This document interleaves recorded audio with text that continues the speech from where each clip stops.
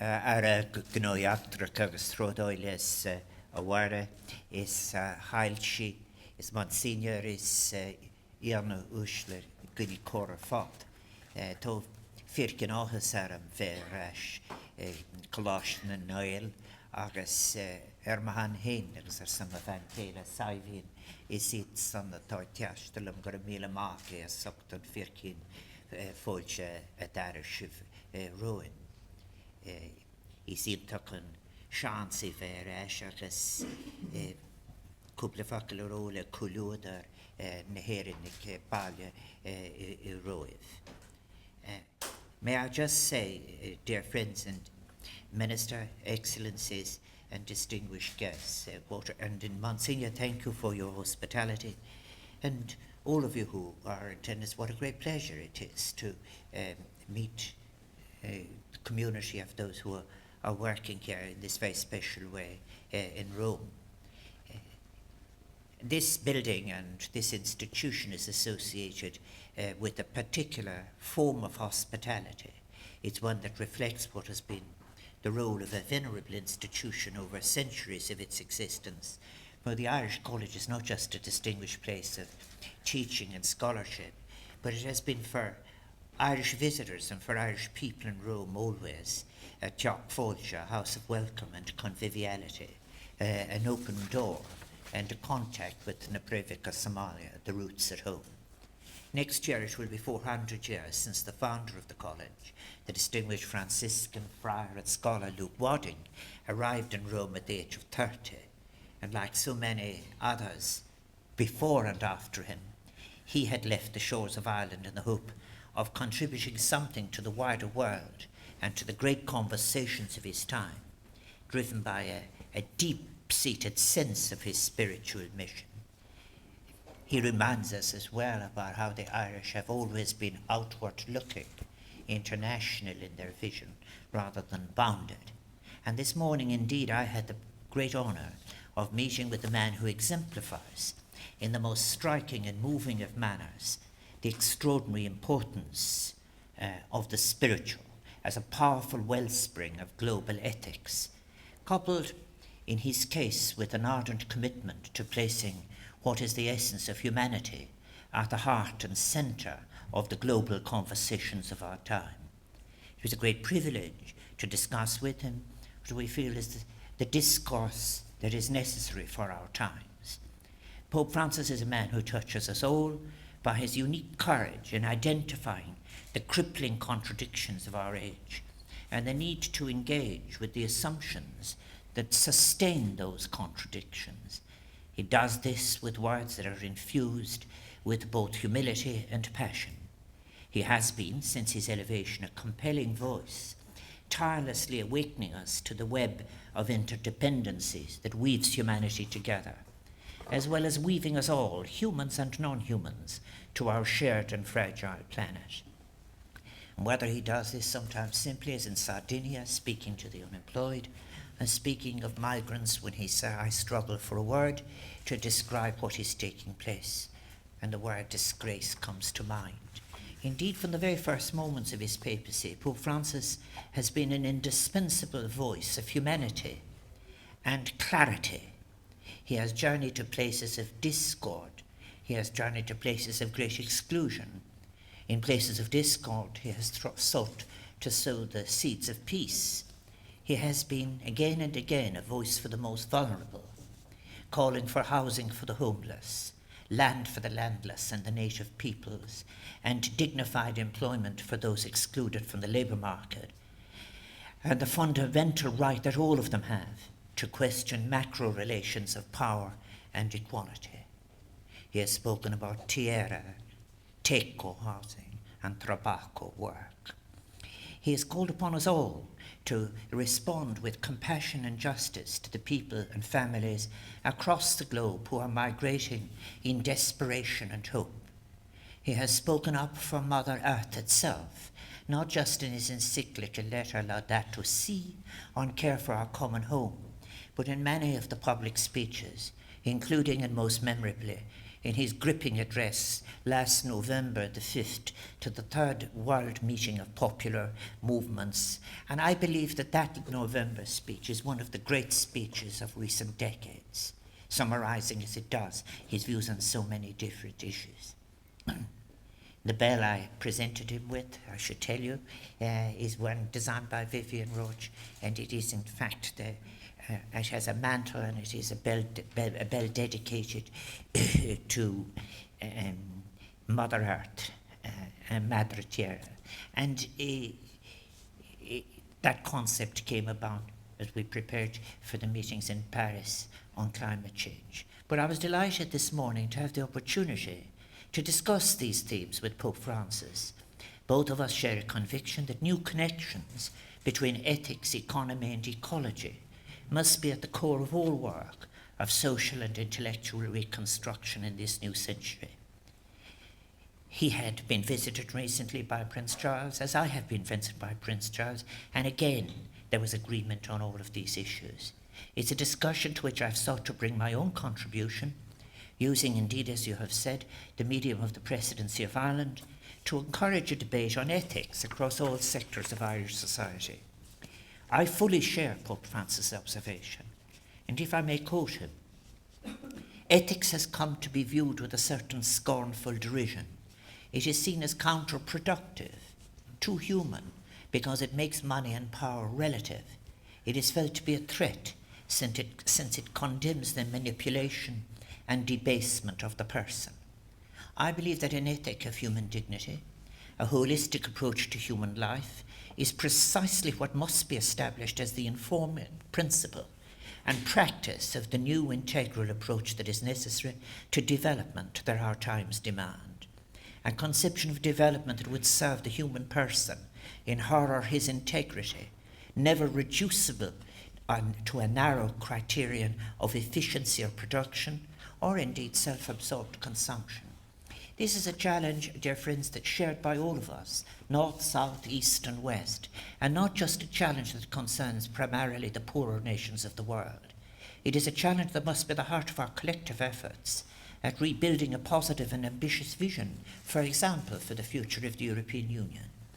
In my conversation this morning with Pope Francis and with Cardinal Parolin in a much longer meeting, Cardinal Parolin and Archbishop Gallagher, we spoke of the challenges posed to Europe as a whole, and of course to Ireland and Northern Ireland more particularly, for example by the decision of Britain to leave the European Union. But we also spoke, and at length, on the need to tackle the urgent and wider task of building new paths of hope and renewal for all of the European citizens. That is the great collective task which all of us Europeans must now undertake in concert, with a sense of urgency, without delay, addressing issues of reconnection between the citizens on the European street, their governments and their institutions. And we need to do so with originality, but also clarity of mind, vision, and having at heart throughout the whole of this exercise the hopes, the fears, the exclusions, the vulnerabilities, and the immense potential too of the millions of women, men and children whom our Union of European Nations is there to serve. The particularities of the Brexit negotiations are very important, but a concentration on a part of what challenges us must not be at the cost of the greater issues which we cannot neglect. Issues of democratic re-engagement, redefined subsidiarity, re-articulation of solidarity and cohesion. We need to think about how we can have better input and output legitimacy, how we can achieve fiscal flexibility to address, for example, youth unemployment within the frame of prudence, and how, as well as that, we might, as I have said, redefine subsidiarity not as a residual protection, but as something that we can share to be original in our responses to these social problems. And as with the great task of building peace and reconciliation in Northern Ireland, there will be those who will say that the challenges currently facing Europe are so deep and complex to solve that they're almost irresolvable. And indeed, as with Northern Ireland, it is important that we do not evade difficulties, but that we face them in a spirit of truth and honesty, willing to change our paradigms of assumptions, while keeping our eyes firmly set on the ideal and the great human values that are guiding our action. In all of this, we are invited to act together in our different capacities and according to our own means. The project of building peace in Northern Ireland offers us an example. It involved governments, it involved diplomats, political parties, community groups, spiritual leaders, members of all religious denominations. It was local and personal and international all at once. It was both urgent and it involved different generations. Equally, defining the future of our European Union must similarly be an exercise in inclusion of all of the different parts of the European family. All of us, elected representatives, diplomats, members of the laity, of clergy, simply concerned citizens, are called upon to play our part in the construction of that future. We're invited to contribute to building an inclusive European Union where new connections between ethics, economy, society and ecology will have been established, and done so with courage, where new policies have been forged that will preserve social cohesion and environmental harmony. That is the vision of the European Union too, that we want to offer as exemplar to others in the global community as we face together a world of rapid change, inescapable interdependency, and new opportunities, but also problems in relation to science and to technology. I would like to see such frame of thinking influencing, for example, the G7 meeting, which will take place in Taormina later this week, and indeed very much informing the social pillar upon which President Juncker has said he wishes to sign off at the highest political level before the end of 2017. I say this because we Europeans are challenged to rebuild a socially accountable, sustainable version of a productive economy. We are challenged to restore a hierarchy of purpose, whereby economic objectives, tools and measures are designed to serve the fundamental objective of human development. Challenged to restore an ethical vision of the social as the foundation of our union of European peoples. I think it's important to state as well that this is not something separate from economics. Such economics is simply good economics, in the same way as bad economics is an economics that is based on an abstraction that is never tested and that delivers consequences which are not amenable to empirical test. My view is that we must accept too the implications of regarding work. We spoke at length about this, Pope Francis and I, and Cardinal Parolin and I, on the dignity of work. Work is a fundamental human experience. Work in all its aspects, not only in relation to what is exchanged in terms of economics, but also work in terms of care, producing, caring, work of the hand, work of the heart, work of the imagination, all above and beyond any reification. The worker should never be stripped of this essential dignity, his dreams, energy, and toil never reduced to an adjustable unit of labour. And we spoke at both meetings about the emergence of the precariat, about the dualisation of the experience of work, which further divisions in society. Dear friends, maar voor concrete, we must prepare the future and not await it in fear.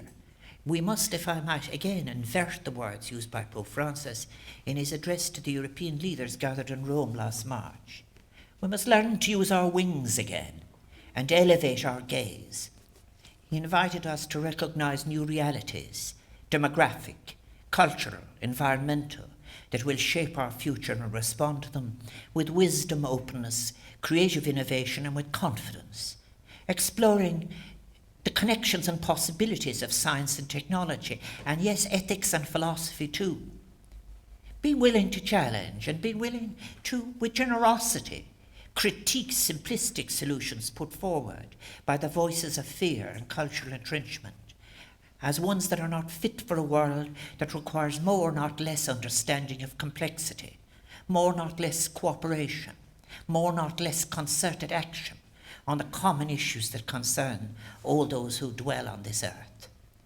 Is it not the case that our own reluctance to critique models of connection between economy, society, ecology that are failing our people, that have known consequences, that has allowed the space of discourse to be dominated by what are little other than the predators of anxiety.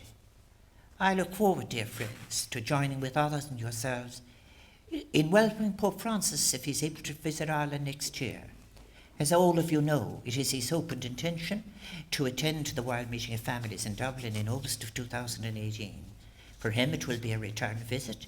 I know that for a great many people in Ireland, Pope Francis' visit will be a moment when I know they will be inspired and strengthened, indeed challenged. It will be another important moment in the global dialogue we so pressingly need about the kind of society we want to build for this and for future generations. It also will be a demonstration, or that very special gesture of warmth and hospitality that is an Irish welcome to a visitor, just as the one this college has extended to so many people over the years, and to Sabina and myself today. This college built around that concept of hospitality, welcome for the stranger, the seeing in the other, the essence of humanity, is a very, very powerful tradition. It's a great privilege to be here yet again. Thank you very much for your warm reception.